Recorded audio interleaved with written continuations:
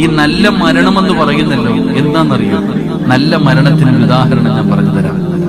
അള്ളാഹുവെ, വെള്ളിയാഴ്ച രാവിലോ പകലിലോ കടങ്ങൾ തീർത്ത് തൗബ ചെയ്ത് ഒന്നുവോടുകൂടി ജിബ്രീൽ അലൈഹിസ്സലാമിന്റെ സാന്നിധ്യത്തിൽ നന്മ ചെയ്തുകൊണ്ടിരിക്കുന്ന സമയത്ത് മലക്കുകൾ സ്വാഗതം പറയുന്നത് കേട്ട് നബിതങ്ങളെ സാക്ഷിയാക്കി സ്വർഗത്തിന്റെ ഫോട്ടോ കണ്ട് ലാ ഇലാഹ ഇല്ലല്ലാഹ് എന്ന ഷഹാദത്ത് കലിമ പറഞ്ഞു മരിക്കണം.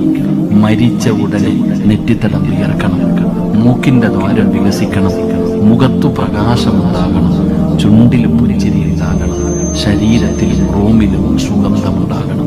ഇതിനാണ് നല്ല മരണം എന്ന് പറയുന്നത്. ഈ 15 കാര്യങ്ങൾ ലഭിക്കുമ്പോഴാണ് അതിന് നല്ല മരണം എന്ന് പറയുന്നത്. ഈ ഇരിക്കണ ഓരോ മഹലൂക്കിനോട് ഞാൻ ചോദിക്കട്ടെ, ഇങ്ങനെ ഒരു മരണം കിട്ടാൻ നിങ്ങൾ ജീവിതത്തിൽ ചെയ്ത നന്മ എന്താ? നമ്മൾ ഒരുപാട് നന്മ ചെയ്തു വെച്ചിട്ടുണ്ടല്ലോ, അത് ആർക്ക് വേണം നന്മ? ഞാനും നിങ്ങൾ ഒരുപാട് നന്മ, ഇത് ആർക്ക് വേണം? അള്ളാഹുടെ മുമ്പിൽ ഒന്നും എത്തിയിട്ടില്ലടോ. പ്രിയപ്പെട്ടവരോട് പറയുന്നു, എപ്പോഴെവിടെ വെച്ചാ മരണം വരുന്നെന്നറിയില്ല. അള്ളാഹുവിനെ ഓർത്തിട്ട് ഒരു